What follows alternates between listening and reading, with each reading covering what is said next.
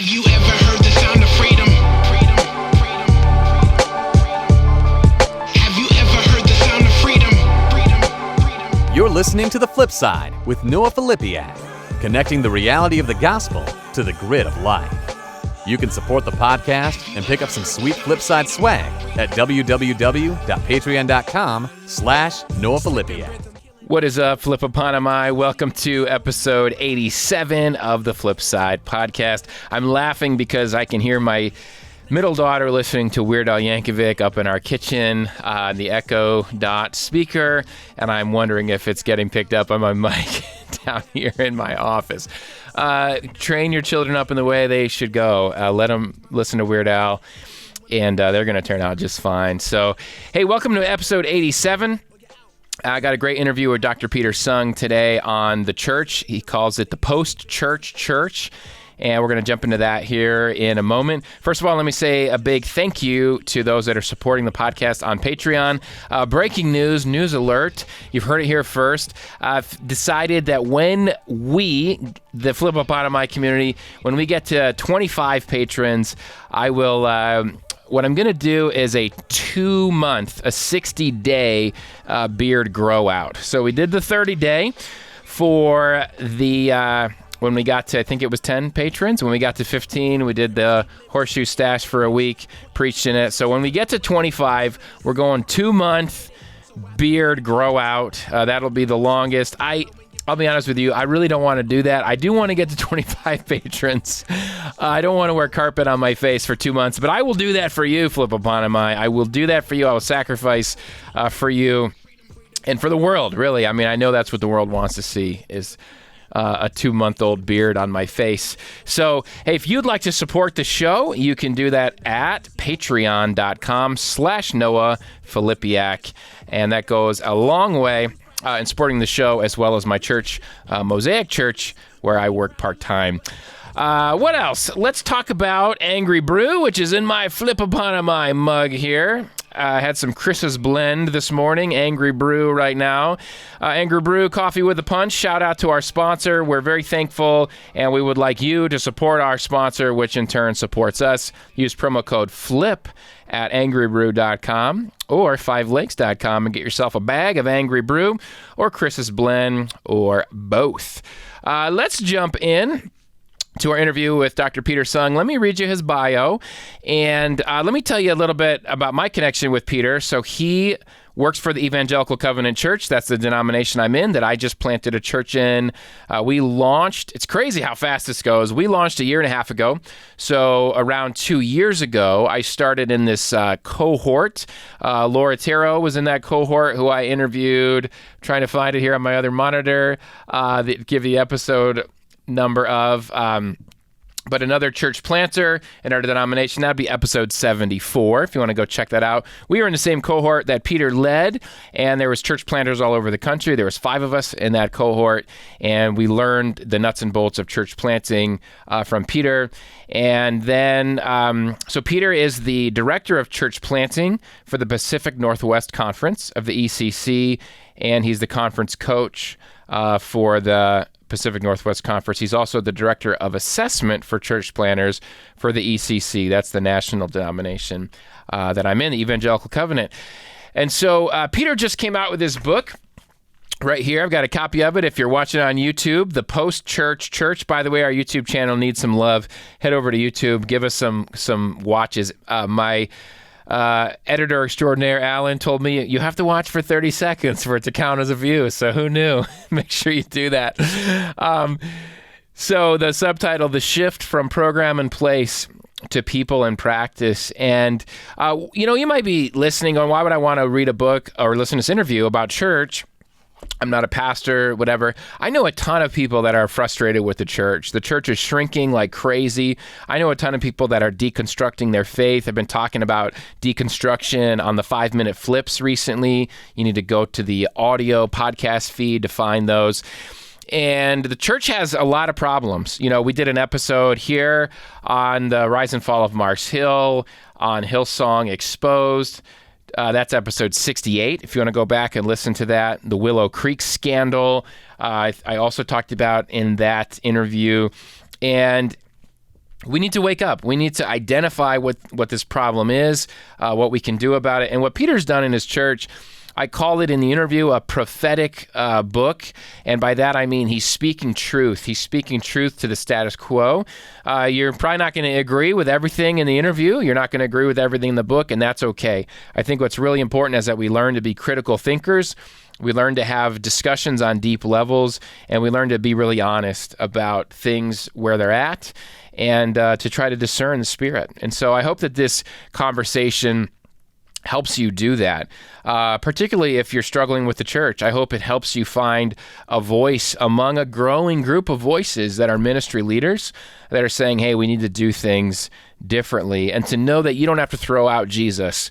You don't need to throw out the baby with the bathwater. If you have frustrations with the church, if that's one of the reasons for your deconstruction. In fact, when we go to Jesus, when we go to the Gospels and the way Jesus taught us to live and what to do with power, we find that we have a good home there. And that's what I always encourage people to do, is go back to Jesus and the way of Jesus, and not all this baggage that we've added to him. So let me read you Peter's bio, and then we'll jump into the interview. I think you will be challenged. It'll make you think. And this book, also not very long. It's about 100 pages. So yeah, to those of you that don't want to read a long book, pick up a copy of The Post-Church Church by Peter Sung, and I hope this interview gets you going to want to do that. So I already told you Peter's role within the ECC and the Pacific Northwest Conference. Also, Dr. Peter Sung is an ICF-certified, that's International Coaching Federation, PCC-level, that's Professional Certified Coach, Executive Coach. So if you're looking for executive coaching, you can find Peter at securebase.cc. That is securebase.cc. Dr. Sung has a doctorate in performance and organizational psychology, teaches family systems theory, and is an ordained minister with a master's in divinity. He's worked for almost 3 decades in the startup church and organizational leadership world. His highest and best offerings are coaching, conversation-based personal and organizational assessment, and public speaking. His deep drives are learning, connecting, and being active, and eating good food. He feels grateful to live in the beautiful Pacific Northwest with his wife, 4 daughters, and their goofy doodle, Hobbes. Doodle is a type of dog. I should have asked him about doodles. I didn't. Maybe next time. Next time you're back on the show, Peter, I'm going to ask you about golden doodles, because I don't like golden doodles. So, what are you going to do? You can't win them all. You can't win them all. But this podcast episode is a winner. So jump in. I call these interviews, they really are conversations. It's a conversation between me and Peter about some really deep stuff. So we invite you into the conversation now. If you want to interact with this stuff, if you want to send in your thoughts on episodes, please become a patron, patreon.com/Noah Filipiak, and you can do that. I love to interact with you and take your stuff onto the show. You can form the stuff we talk about on the show, like this one here with Peter Sung. So sit back. I say enjoy, but I hope that you are encouraged. I hope you are challenged. I hope that this conversation allows you to think more critically. Here we go. Heard the sound of freedom. Have you ever heard the sound of freedom? All right. Welcome to the flip side, Peter. Thanks so much for joining us. Absolutely. My pleasure. All right, man. Well, I'm excited to talk. I read your bio already, and what you're doing with church planning, how we met overseeing our church planning cohort. I don't think I knew, though, until I got a copy of the book here, the Post-Church Church. I don't think I knew you planted 6 churches. That's a lot of churches. How did you plant 6 churches and live to tell about it? You have to have 2 things happen without your control. One is you have to have been an immigrant that moved a lot. And so you're kind of a third culture kid to begin with. And then on top of that, you have to have a specific kind of attachment style. I'm now going into psychology a little bit. Yeah. Allows you to attach and detach without too much damage. So I think I got lucky in that regard. I'm curious, did you plant those? Not that you have to have some churches make it, some don't, not that you're going to have a perfect batting average or something like that. But Did those churches make it after you left? And was your intention to start them and leave? How did that work over the, in general with those 6? Yeah, not to get too personal right away, but I think it's hard to separate out my personal situation from the work that I was involved in. And so I think I had a personal longing for place and for rootage and a place to call home. And so that led me to plant churches. I think in the book, I talked about how I was planting churches for myself, really. Yeah. I was trying to find a home. And I wanted to stay. I always wanted to sort of experience some kind of romanticized version of pastor church love, and that be sufficient to keep me staying beyond my reflex to go do the next thing. And I think a part of me also knew that at some point deeper would replace next, but the next kept coming up for me. And so I would say consciously, I did not have the plan or the intention to leave, but it happened. And there's always some sort of story behind each one. But if you pull back on the camera a little bit more, I think the pattern is beyond the specifics, and you can see that there is a common theme, and that's, I'm not saying that I was called to do that, but I think God used who I was developmentally and used me to do that. But it's fun while it lasted, and I always meant well.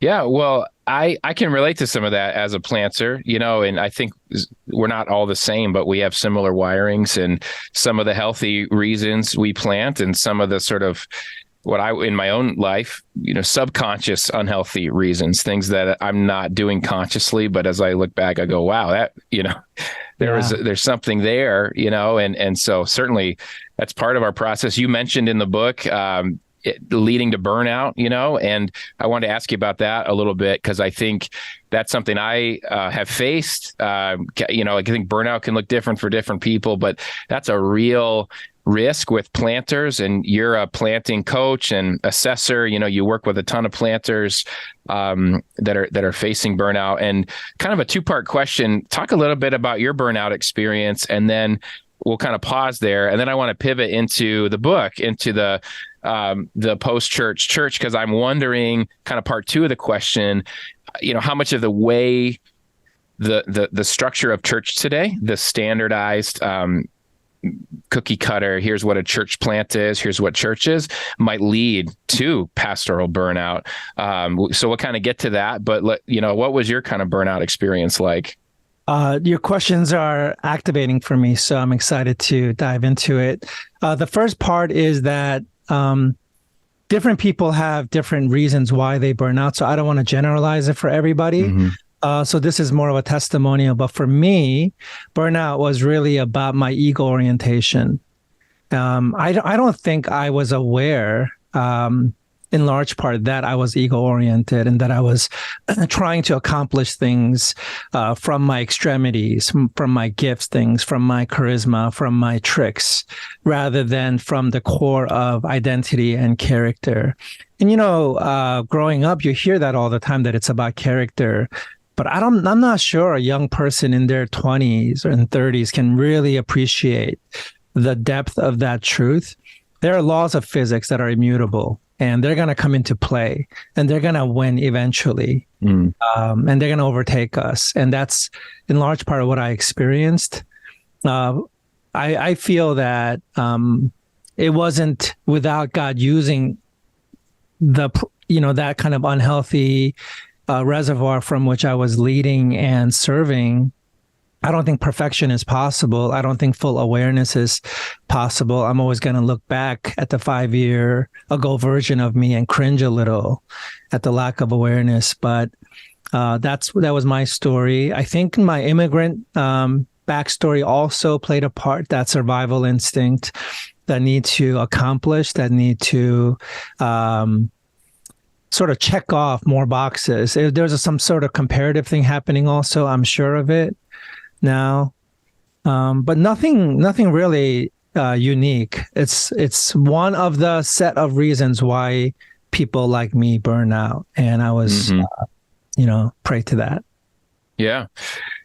Again, I can relate, to a lot of those things as a driven leader, a visionary leader, and we often plant churches when we're young, and just we can look back and sort of assess some things and learn. I mean, I think it's why it makes you a great coach too, because you're able to help other planters identify those deeper soul level things that that they may not be seeing right away. So let's pivot that into then sort of the structure of the church today. And there's a lot of places I'd love to go with. We'll see what kind of time we have to get there. Your book's full of great stuff, and we could talk for hours on this stuff.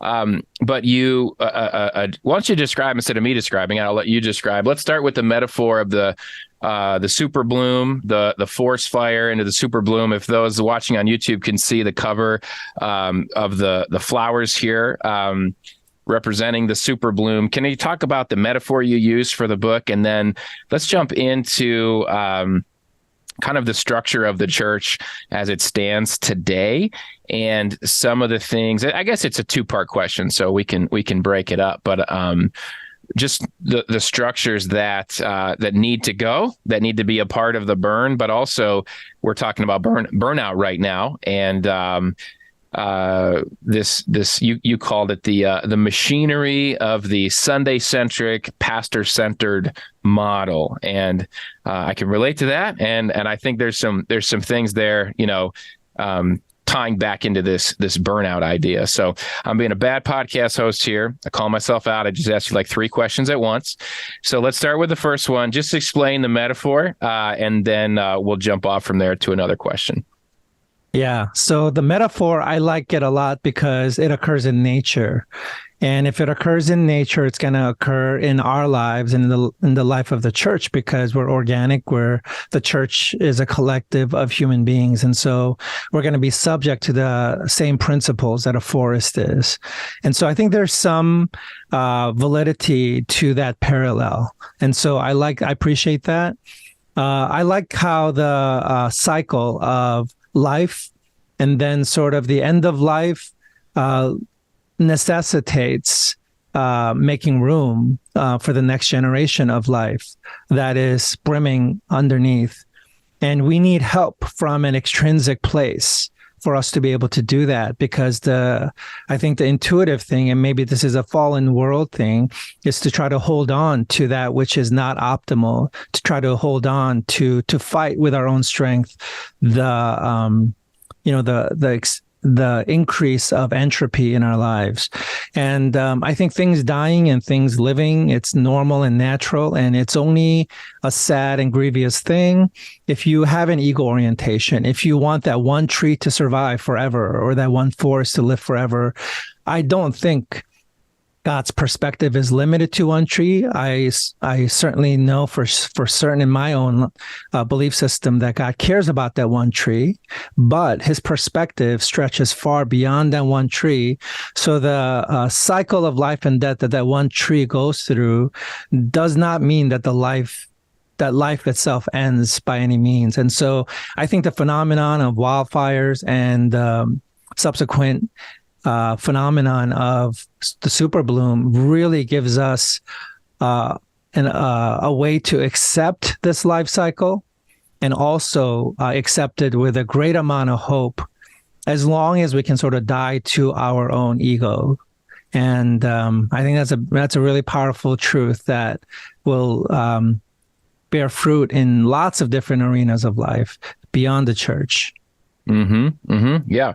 So let's go down the route of the pastoral burnout, because we were talking about that. What do you think is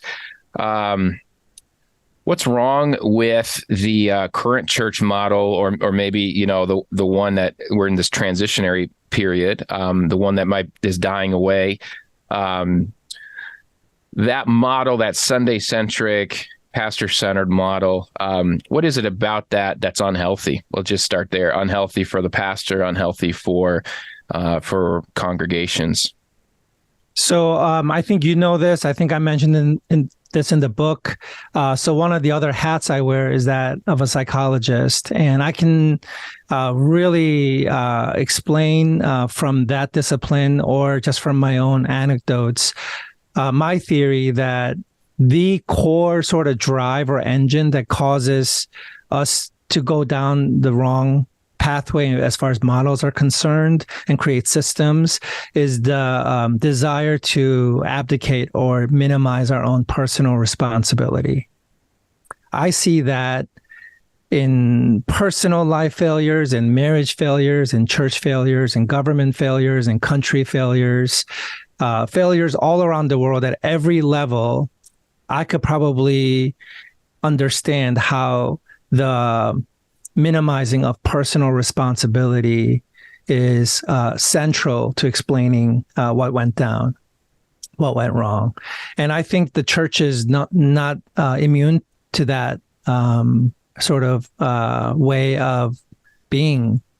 So in that Sunday-centric, pastor-centered model, it really is about conflating our own personal practice of our faith, which requires personal responsibility, conflating that with subcontracting out the practice of the faith to professionals. It's easy to sit in on a Sunday sermon, have an emotional experience, and think that because of that emotional experience, I am as mature as that sermon indicated that I might be, or that I should be even.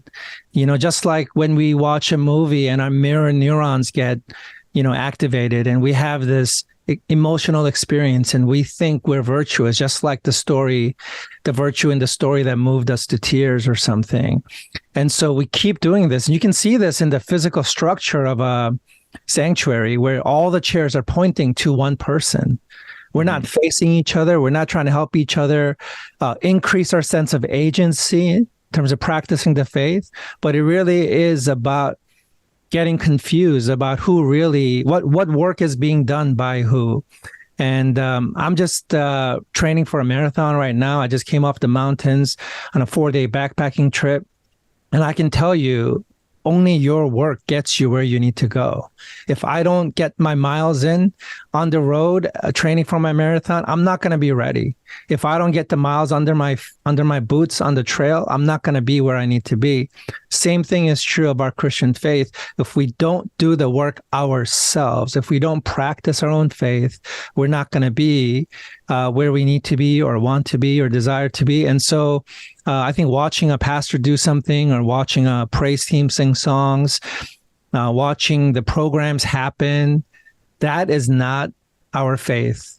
It's really about how engaged we are and how much we own our personal faith. And so I think that's really at the heart of why the model is not working. But because we are sort of idol-making factories, we sort of idealize a person and try to think of them more highly than we ought to. And then we begin to equate ourselves with them by association.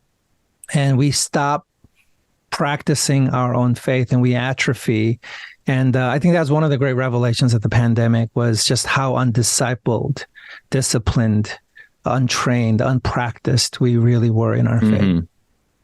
Yeah, you're starting to talk about the consumerism of the church, and you mentioned that in the book, in how the pandemic brought that out.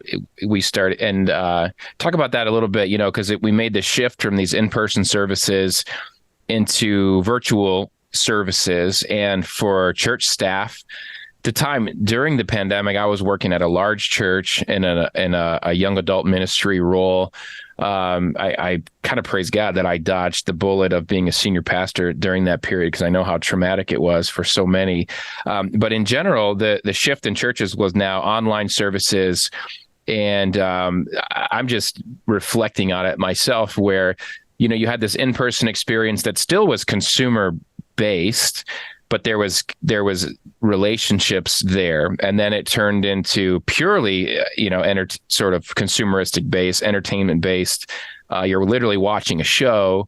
There's nobody else around. What did what did the pandemic reveal, I guess, about us? You talk about that a bit in the book, the revealing nature of it, specifically when it comes to consumerism that really has been there for a long time. Yeah. I kind of feel tempted to start by talking about how corny and cheesy pastors always were during their sermons. But there's something about being together in that space and the mindset, the psyche of the people there, and the behavior of a group that caused audiences to laugh at unfunny jokes. Right. You know? You can't help it. You just sort of do it. But then when the pandemic came and pastors were recording either by themselves in a room or with a couple of staff members or something sitting far away from them in an empty sanctuary, their jokes really weren't funny. And I just remember watching a bunch of these sermons. And because of my work with the conference, I had to watch a lot of them. Mm-hmm. And a lot of pastors tried, especially in the beginning, to try to tell jokes, to try to sort of introduce some levity to a serious situation. Yeah.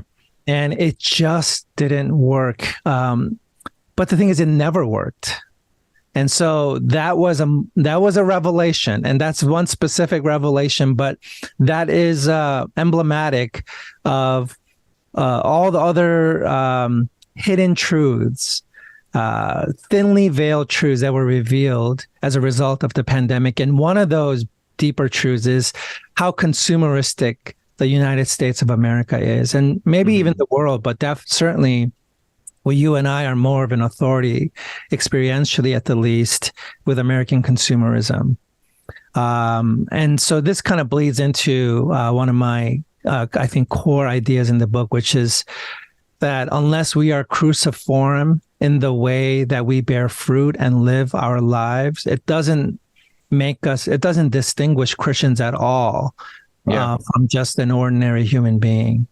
Not that we're less than human, but to really claim that we are different, that we are light, that we are salt, we have to ask, what is different? Well, everything else is easy, but the sacrifice part, the part that looks like the cross, that's really what the Apostle Paul cared about. That was the distinguishing factor. And that's what we didn't see when the pandemic happened. Christians didn't become more cruciform. They became more consumeristic. They wanted the entertainment. They wanted the convenience. They wanted the exchange of services and goods for pay. And that was made very clear during the pandemic. Yeah. The consumerism, I've thought of it as churches, we want to be evangelistic. And so we look at Americans and we say, well, they're consumeristic. So we have to reach them by consumeristic means. So that would be, so people listening, like, what do we mean? We mean we want to be entertaining. We want them to be entertained by our sermons. We want them to be moved by our worship. We want really, really high quality worship. We want them to come in as visitors. We call it hospitality, but we want everything to feel like they're at the shopping mall, or they're at a 5-star restaurant where your kids are taken care of here, and we're going to do this we're going to have the best coffee and snacks over here, and it's a consumer experience. And then you get in a staff meeting during the week, and the pastors are all saying, why are our people so consumeristic? Why are today's Christians so consumeristic?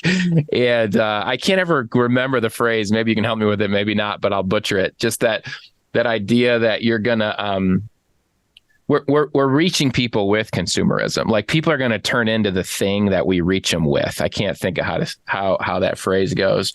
But I felt that way about churches about the church approach for a long time. And I think that's where a lot of the burnout comes into, right? Because you go, that was a great sermon. Got to do it again next Sunday. That was a great whatever, like it's like a show, right? You're putting on a show, and then you got to have to do it again the next week and the next week and the next week. And that's not discipleship. I mean, you're literally just planning a show. Most of your staff meetings are around planning, that show. So one question I wanted to ask you in your role as, you're the director of church planting for the Pacific Northwest Conference in the Evangelical Covenant, which is our denomination that I'm in. You're the director of assessment for the ECC as well.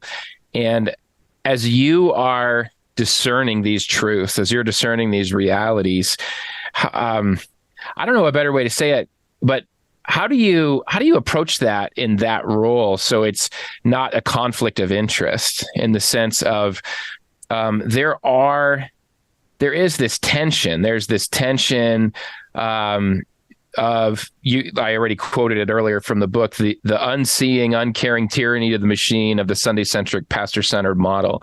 I know different regions are planning differently, in the ECC and those sorts of things, but just in general, church planting, you go into it and there's these expectations, like you're going to get your salary from this. You're getting money sent to you as a planter, from the denomination, from other donors, and they want to see a sort of like a return on their investment. They want to see numbers. You got to pitch back into that. I think that's where a lot of this anxiety rises in planters, because we're like, man, we got to grow. We have to be consumeristic, or some would call it attractional, in order to meet certain metrics. And that feels like that's part of your job as the supervisor of church planting, versus sort of unearthing, hey, this is maybe a more healthy way to do church. But I don't think it's going to produce the same metrics as the first model. But correct me if I'm wrong on that. Yeah, I think you're pointing to something obvious.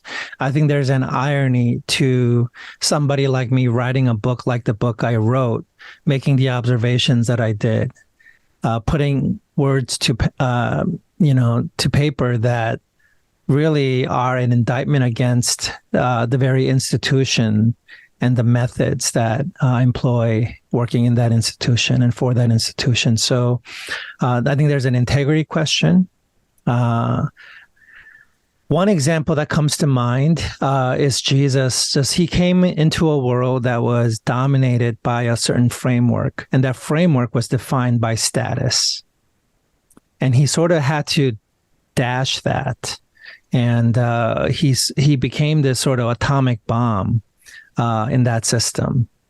And the cost of doing that is always going to be some sort of death. It's going to be through your personal sacrifice. You're not going to be living to enjoy that. I don't believe that's possible. That's the system will push back against you. It will fight you because you're threatening its life. It's going to take your life. That works in any and every story. And so to the extent that I try to bring an ideal or an idealistic or the fullness of some truth or change, it's going to destroy me in the process. That's just the nature of the physics of the thing. And so I know that. I do try my best to maintain my own integrity, but I have to confess that there are times when I have to sort of lower my eyes to the details of the work I'm doing, and within the confines of those details, I can maintain my integrity. I can assess for a certain kind of trait, let's say, for church planting. Like I do a test called the locus of control, and that really tests for somebody's sense of agency and self-efficacy. And we know that to be an entrepreneur, you have to have a strong sense of self-efficacy and agency. And the locus of control psychometric evaluation allows me to dive into that without looking at how somebody's locus of control is utilized in the work of church planting, which is embedded in a certain system that demands a certain set of metrics in order to prove the worthiness or the success of that endeavor, which then leads to financial rewards and congratulatory pats on the back from the powers that be. Like, I know how the game is played, and I kind of want to say, don't hate the game, if you're going to play it, but I do hate the game, and I play the game, and I'm a player in it, and I help work with other players in it. So the whole thing is kind of like unideal right now. I do believe in the long-term game, the long game, the ultimate game that the Holy Spirit is sort of holding us to. And so that's my hope, that in my generation, in my lifetime, we're going to see 2, maybe 3 paradigm shifts that inches us closer to something more ideal, something where there is no rabbi, something where there is no priest, where there is no program. But right now we are bidden to live within the confines or the pace of these incremental changes. One of the things I had to do in the last 10 years was design a study and complete a dissertation for my degree in psychology. And my proposal for my dissertation failed 5 times in a row, and the 6th one got finally accepted. And a valuable lesson I learned was I was jumping too many steps ahead compared to the body of knowledge that existed in the domain I was trying to research. And so I finally had to get humble enough to commit to a study that would add one tiny thin layer of knowledge to the already existent body of knowledge. It answered a very small question that was just half a step away from the last person that worked on, in that domain. And so I think the church is something like that. That's why I feel so conflicted and yet still in love with the church. I don't love all that she is and all the ways that she does what she does. But my job is not to jump 10 steps ahead, but to, I think, have hope, hold out hope, and do the work with humility, and especially towards myself, to just add one thin layer, a millimeter forward. And that's okay. That's all that God expects of a generation. And when it's time and he wants to drop another atomic bomb, he will, and he will catapult us forward, maybe hundreds of years, the way Jesus was. Maybe it'll be like another covenant. I mean, there was one covenant through Moses, and then there's another covenant through Jesus, and those are many years apart. Maybe there's something else coming. I don't know. I'm not an eschatologist, but I don't assume at all that my discontent or my idealism or my critical spirit is what the Spirit is doing, and when the Spirit wants to do it. Having said that, I do have to name and confess and own that there's a lot of hypocrisy in my life. And as long as guys like you ask the question and I get to sort of let that pressure valve release a little bit, I can sort of be a hypocrite one more day in humility. That's kind of how I feel about it. No, I don't know if that all makes sense. Yeah. And I mean, I respect you for using the word hypocrite. I know you're being honorable to your integrity of what I don't think you're being hypocritical, though. I think your intention. I think your intention with what exists now. I think your book is very prophetic, and I always like to define what I mean by that word. It speaks truth to the status quo, and it sees what's happening. It sees truth, and so it's speaking truth. And so we need to listen to the prophetic words among us. Otherwise, we're going to be doomed, to the same fate as if you read the Old Testament. That never worked out well when they didn't listen to, the prophetic words among them. I mean, there's stats you show at the beginning of the book about how the church, the average church attendance is in decline. It's, I think, at 60 right now, if I'm remembering right, versus I was kind of shocked at how, again, I don't have the stat in front of me, but it wasn't that long ago, maybe 10 or 20 years ago, and it was double that. The average church attendance was like 120. And so there's this writing on the wall that people are leaving the church. And I do believe we're in some kind of historical movement in the church that maybe the way I describe it is maybe 50 years from now or 80 years from now, they'll write about this in the church history books. You know, they'll write about this movement. And I talk about that as far as people leaving the church for a number of reasons, some of which we're talking about here today. It's one of the reasons I wanted to have you on too. I mean, I want this podcast to be a place for those that are deconstructing, those that are skeptical, those that have left the church, you know, to say, I don't have to leave Jesus. You know, when others are speaking of the things I'm seeing too, that's really powerful. I think that's really powerful for people when they hear that and they go, I'm not crazy. And so I think there's just a lot of good to be had in these conversations. I didn't know where to bring this up, but I wanted to ask you, so I'm thinking of the damage done in the church by this model, this big consumer model, and the bigger is better model. And we're seeing the, I'm running short on all my catchy phrases here, but the Willow Creek, Mars Hill, Seattle, Hillsong is another one. These are being exposed, right? These documentaries are being made. These podcasts are being made. The check is getting cashed or whatever, right? And we're seeing these checks are bouncing. We're seeing there's significant problems in this model of church. And so you're not a lone dissenting voice that's saying there's a problem in this model of church. You don't have to be right about all the solution to it. But I think we would be really foolish, we being, you know, Christians, to not wake up and say, Willow Creek, Mars Hill, Hillsong, they're not exceptions to the rule. They represent the rule. And that's what we're talking about, right? And so I was curious, this is sort of just my own curiosity. Are you in Seattle? Do I remember that right? Yeah, so what was your did you have a front row seat to the rise and fall of Mars Hill? I mean, we all heard the podcast. You live in Seattle, and I'm curious. You had to know lots of friends, right, that were involved in that. And so what was your perspective watching Mark Driscoll, watching what we heard about in the podcast? You watched it happen firsthand. Can you tell us about that and how, if at all, has that even played into some of these findings that you have in the book?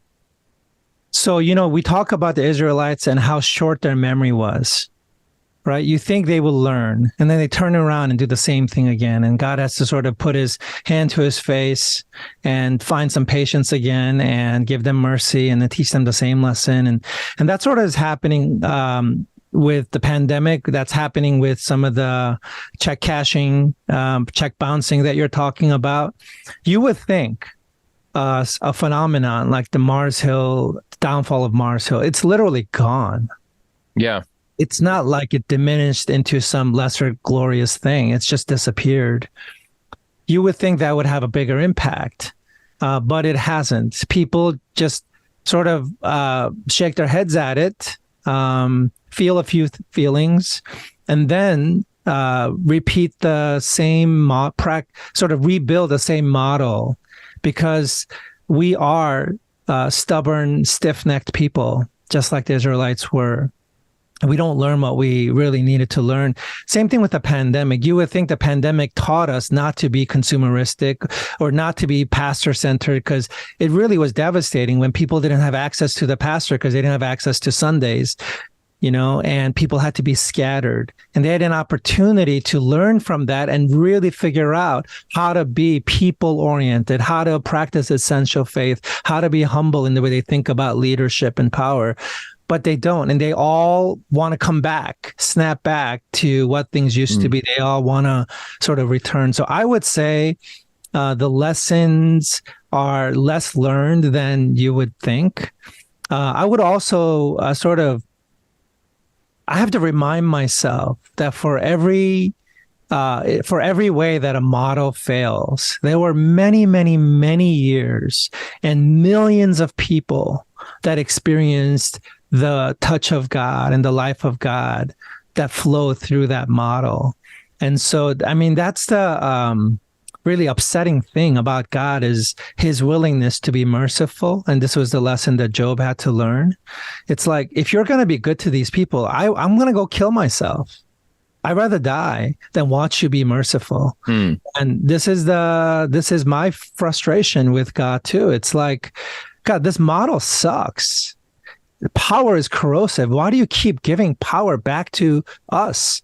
Why do you keep using things that are going to fail just around the corner? Don't you know that your name's going to be defamed, that you're going to be dragged through the mud with us? Why do you keep committing yourself to the Gomer that we are? And yet he does. He's not afraid. He's not embarrassed. And he has great confidence in the long work that he's doing. And so I think there's something really humbling about the fact that I feel more righteous than God or more smart than God. It just really shows how foolish is the wisdom of man and how weak the strength of man is. And so I have that cycle, like, no, I go through this cycle of thinking and feeling like every day, maybe a different topic, something's different, some different detail, but honestly, like the wisdom and patience and long suffering and the hope that God has, it's humbling. It's really just something that I can't really relate to. I don't know if that was kind of an indirect way to respond to your question, but something like that. Yeah. Yeah. Well, and I appreciate your answer too. And I think I see that nationally, the going back to the same model. And I think after we listened to that Rise and Fall of Mars Hill podcast, at least for me, you go, man, what lessons to be learned that you would think these Christians in Seattle, they would do it differently, sort of thing. And so just interesting to hear, your perspective of interacting and seeing the same model lived out again locally. And it's again, attention has to be given to it. I know for one particular friend of mine, that podcast was very healing because, and I think your book could be healing in the same way, because he has been he said he's grown up in the church and just said, if this is what Christianity is, I mean, I don't want it. I don't want this power hungry, celebrity driven narcissism. And we haven't really had time to cover some of the stuff you cover in your book about George Floyd and Donald Trump and the division within Christianity, the tragic ways that Christianity has handled this, including COVID, right? And you have so much of the church denying COVID is real and not being willing to wear masks and all this kind of stuff. And he's just like, what is this Christianity thing? And I have tried to expose him to, hey, you're not the only one thinking this way, because when you think you're the only one, you're just why not leave it all if that's what all Christianity is? And I think there's something really healthy. It seems should be counterintuitive to us, but it's not. It's like, if we can just get back to Jesus, if we can get back to his teachings, we can get back to him as a person and see that we are not in alignment with his teachings. We're not in alignment with his teachings on power. We're not in alignment with his teachings on justice. We're not in alignment with his teachings on economics. And if we can repent of that and follow Jesus again, I think there could be a revolution of Christians, a revolution of Christ followers. This same friend, he just said that same thing to me. And we've been on this journey together for several years now. And he's pushing me. He's pushing me to be more vocal, to say there's so many of us that are leaving our faith over these things. And so that's what I hear when I hear you talking. I think it gives hope to to people like my friend to say, okay, I don't have to leave my faith. Okay, what I'm seeing is true. There's a truth here. And this aligns with the teachings of Jesus, right? We are Bible people. And so we can point to that and we can say, let's just go back to that. Let's repent and go back to that. And we got to figure out what that looks like practically in the church. But that's the ultimate heart of what I hear you saying. Yeah. If I can say it another way or add to what you're saying, you're reminding me that there's another way to kind of think about it. When a existing church that's been in decline dies, I'm not sad. If it lives, I'm not sad. I think nature is going to have its way, just like with the wildfire. And so when death happens, it's because there needs to be space created for the new. The nutrients need to be returned to the earth again. And when the timing is right and when the conditions are right, then as Jurassic Park taught us, life will find a way to exist again. And so there are people in the midst of the old paradigm still persisting longer than maybe some of us wanted to. There are contenders for a new model that are cropping up, and there have been. But there's such a thing as a threshold. And once that threshold is crossed, where enough of the old model has lost its strength or predominance in the culture, and the newer contenders, the newer models, this is part of the model revolution phase of the paradigm change phases. And when one of the contenders sort of gets chosen by the masses as the next model, then that's going to take over. And it's going to be beautiful for a while. It's going to be a paradigm that sufficiently answers the questions we have about how now shall we live. Here is how we shall live. Here is how we shall practice our faith. Here's how we shall be more cruciform in the way we give evidence as Christians. How we let our light shine instead of trying to shine our light or whatever. And that model is going to grow. And then at some point, that model is going to also age out. And as we live deeper into that model, it's going to be insufficient in the way it answers the new questions we have by virtue of the fact that we lived in the model for a while. And so the cycle continues. So I have no doubt that, Noah, when you and I are much grayer than we are, and, it's not our sort of game to play. We're not on the field anymore, and others are playing. They're going to introduce us to some things that feel really uncomfortable to us, that feel heretical to us, that feel like it ought not to be. And we're going to be the ones that are the saboteurs and the resistors of the new model coming. So, and that can't be avoided, but that's just the way God is, I think, pulling us forward. So I'm really thrilled, actually, when a church dies for all the right reasons, I hope. And I'm really thrilled when a church lives for all the right reasons. But even for the wrong reasons, it can still live, and God will still find a way to bring new life out of it. And so I've seen that. I've seen that happen on a local level here. I've seen it happen across the country. I've seen it happen at the churches that I used to know when I was a little kid, how they were either able to die and disappear and create a vacuum, and resources be returned to the earth and new things form out of the sort of the nutrients that they gave up, or they're forgotten and they're gone. It doesn't matter. Life just keeps moving forward, and the Spirit of God keeps moving us forward. And so I'm kind of saying something without saying anything, it feels like, but something like that.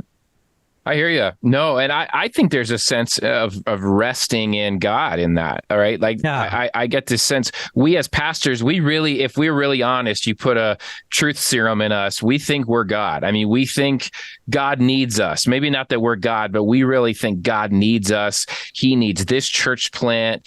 And there's something when you look at the history of the church, it's easier to observe the things you're saying and to say, God, he kept going.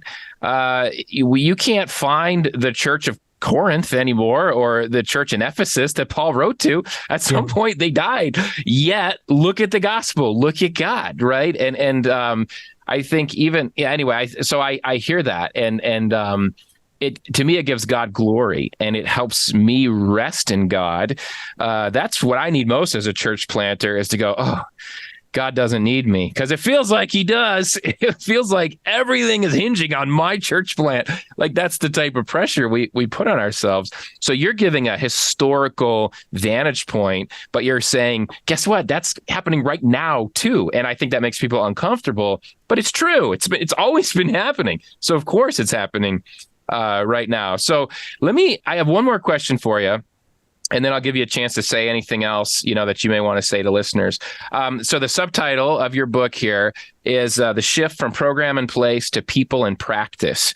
And I'm just wondering if you can, kind of cast a vision, but practically, helpfully, if pastors are listening, and this might be one of those, what's the next 1 or 2 steps? Maybe not in the next, 50 years, but what does a church of people in practice look like? And what are some things we can start with now? Maybe how does leadership operate within that?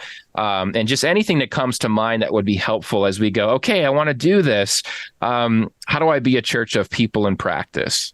That's a really apt question. I appreciate that. I can start with what you were saying just now. I want it to be a both and scenario where you have historical perspective as a practitioner, Noah, and I want you to get really attached to the minutia and the local work, the relationships, the particular work that God's doing in the lives of the people you are shepherding. Like, I want you to care about that. I want you to feel indispensable, like you matter. And I want you to know that you don't matter at the same time. And so I think that's part of the shift that has to happen, where we get super attached and get, be unafraid to have our hearts broken over and over again, and know that there is something bigger and larger, well beyond us, that's going to happen with or without us. So it's kind of both and thing. The shift from program and place to people and practice. I think the church right now is oriented or built around programs and around the sense of place. And that's really my critique. It's not that programs shouldn't exist or that places shouldn't exist, but that can't be the defining trait of what it means to be a practitioner of the Christian faith. I have to participate or run these programs, and I have to go to this place on a regular basis. That can't be what defines us as Christians. What I think is more meaningful is really that we practice our own faith, and that we are focused not on the law or the principle or the program or the place, but really on the people. And so start with the human being first. So I studied this thing called attunement when I was in grad school. And attunement simply means that you're tracking with the inner subjective reality of the person that's in front of you. And that defines your action, that defines your thinking, that defines the offers that you make to that person. And so if you start with a principle or a program first, you're sort of agnostic to the person in front of you. Their particularities don't matter. It's like, just do this thing. Study the Bible. This is the passage you're reading. And what you're doing is wrong because this principle says so. Whereas starting with people first, it just means, where are you at? What's your life story? What's going on? How can I be helpful right now? And being less threatened by the nonconformity of the person in front of you, but really tracking with them and being unafraid to meet them where they're at, and knowing that acceptance is not agreement necessarily. And so fully 100% accepting them, being relational with them, and committing to them as human beings is made in God's image. And then maybe there's a program that fits them, but maybe not. And it doesn't matter. And so I listed out the shifts in 4 different categories. If I could just list them here. The first is to be essential. That means that Christians have taken up the privilege to have too many opinions about too many things. And even if 99% of those opinions are true, I'm asking Christians to forsake them for the sake of really majoring on the majors. And so the first principle is to really know how to die for other people, because this is what it means to be a Christ follower. It means to live in a way that allows you to accept personal loss and the choosing of the other person's interest first and above your own. And if we learn how to do this, then that's really practicing non-essential faith. They don't have to agree with you. They don't have to look like you. They don't have to sound like you or anything having to do with you, but it's really about how to die for other people. And that's sort of the most essential. And when a church can major on that and allow everything else to sort of fall into place, I think we're going to do well. The second thing is to be relational or to be people-oriented first, which I just explained. The third is to be humble. Jesus said, "Not so among you."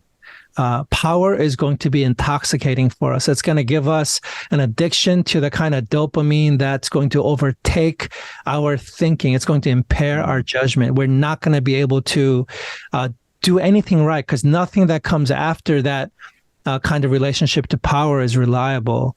And so Jesus said to nip it in the bud and say, "Not so among you." You got to wash their feet. You got to be their servant. And I think the church has to abdicate most of its privilege and power and the way it practices it in the church and the way we think about leadership and the way we think about control. And I think lastly, we have to be open to the supernatural interventions of God, especially because I think, like you mentioned earlier, we are in a moment.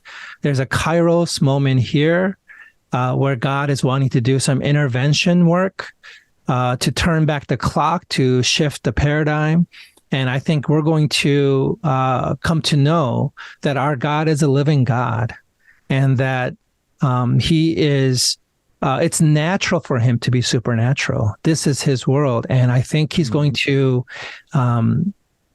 give us the privilege of being on the receiving end of, like Job, witnessing with our own eyes the great interventive works of God. And so the church is going to need that if we're going to shift paradigms. That's what we see historically. There's always been these special seasons of divine intervention, of supernatural intervention when paradigm shifted. And so we're going to see that again, probably in our lifetime, Noah. That's what I would say. Yeah. Yeah, that's really helpful. And I thought of small churches while you were just talking and about being attentive to people. I feel like my church is very small. Many of us in small churches, we the pastor, I don't know about church goers, but we, the pastor, we want to be like those big churches, right? That really frustrates me about Christendom in the US. We do these conferences and have these magazines, and you should be like Mars Hill. You should be like Willow Creek, right? That's what we got for the last 20 years. And maybe you shouldn't be. Maybe you shouldn't be like, Hillsong or Mars Hill. And small churches are left to feel inadequate.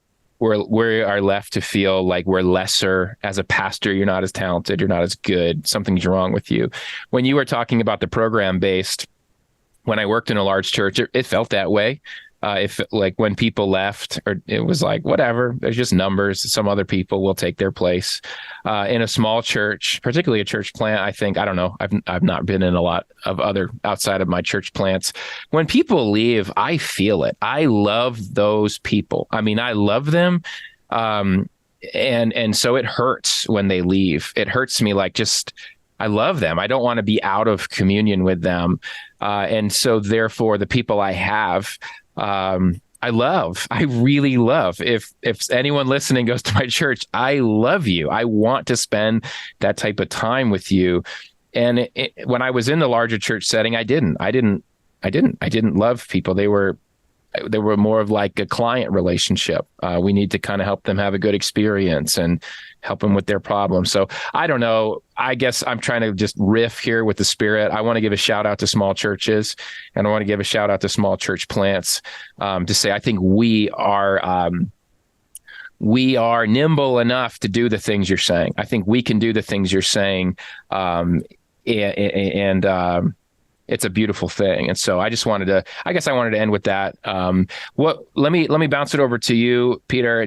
I like to give guests a chance. If there's anything else you want to say to listeners, just kind of in conclusion, any kind of final thoughts. Go for it. I think we have talked about him in the past, you and I, Noah. I can't remember, but I'm sure if I was leading your cohort, I brought up Tim Keller. Leadership guru, podcaster Carey Nieuwhof out of Canada. He did this tribute to Tim Keller, who is, in my opinion, a phenomenal church planter. He did this tribute by stitching together the 3 or 4 interviews that he had with Tim Keller. He turned it into one podcast episode. And I had listened to them originally, and then I listened to them again. And I was reminded by what Keller said just before he passed. He said that his sense is that the church, the size thing is something that's going to come into play here. And he foresaw a season in the life of the church where there are more smaller churches because they can do the kind of high touch, high contact, eye contact kind of work that large churches just cannot do. You sort of stare out into the lights more than into the eyes of the people in larger churches. But he also said there are still going to be some larger churches because they have resources and they can just do some things that smaller churches cannot do. So I think my research, when I look at the statistics of today's churches, it feels like that we're going to have some bigger churches and we're going to have lots of smaller churches where we get to practice more customized theology, more relational, humble, and supernatural kind of way of being the church. So I appreciate the shout out to smaller churches because that is going to be the sort of the it thing, I think. But also, if you are called to be the pastor of a larger church, I hope you do that well, and I hope you don't fall into the same traps that some of the other large churches did by loving power too much. What I want to say to end is another Keller quote, which is before he died, he also said that when he was first planting Redeemer Presbyterian Church, he exposited the culture and understood that to plant a church in Manhattan, you have to address the specific idolatry of the moment and the place. And that was really about people wanting to achieve greater status and making an idol of their work or achievements. And so he talked about making a particular thing your ultimate thing, and that being sort of the way to preach the gospel was to preach against that. And then he said if he had to plant the church today, when he looks out over the land, he would do it differently. And the way he would frame the idol of our time today is in identity, that people are making an identity of their sexuality, making an identity of being victims, and making an identity of their politics. So those are the 3 big identity idols that Tim Keller saw, and he would customize the preaching of the gospel in that way. And I think as I think about our cultural moment, I agree with that. I appreciate the way he articulates that. And so that's what I would like to say to the leaders and the church planners and pastors out there.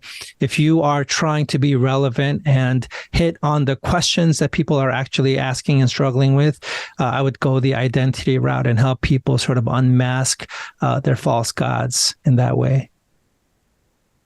Awesome. Well, thanks, Peter, so much for coming on to The Flip Side. Thank you for your book, The Post-Church Church, and I'll be encouraging listeners to check it out. So thanks so much. Ever heard the sound of freedom? Have you ever heard the sound of freedom? All right, welcome back. Like I said earlier, I hope that interview stimulated you. I hope it got you thinking about things maybe you haven't thought about before, or maybe they're things you've thought a lot about and you've wondered, is anybody else thinking about this stuff? I'd encourage you to pick up a copy of The Post-Church Church, The Shift from Program and Place to People and Practice by Peter Sung. If you're a ministry leader, pick one of these up. And if you're a person that is struggling in your faith, you're struggling with the church, pick one of these up. And I love books that make me think and that give me ideas. And just good. It's good stuff. And so thank you to Peter for coming on the show. Thank you for listening to our conversation, and we'd love to get you in on the conversation. Patreon.com/Noah Filipiak. You can join in on the conversational community. And give a listen to our audio feed. You can find 5-minute flips on there. We've been talking about destruction. I say we, not destruction, sorry, deconstruction. I've been talking about deconstruction on there. That's on the audio feed of the podcast. And so would love for you to find us there. And on YouTube, you can find us at youtube.com/Noah Filipiak. Thank you so much for listening. And until next time, I will see you on the flip side. The Flip Side with Noah Filipiak is a Beyond Ministries production. Copyright Noah Filipiak. www.noahfilipiak.com. Theme music by Kyle Lake at K-Lake Music.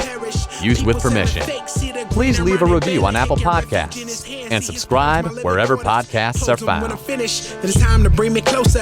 There's no purgatory, cause you're in or you're out. When you see them in the clouds, then you know it's going down. Raise them, raise them, raise them. They've been sleeping for some ages. Now all God's babies so confused by this hatred. Pulpit preachers shouldn't aim to be A-list. Money probably long, but short is what your days.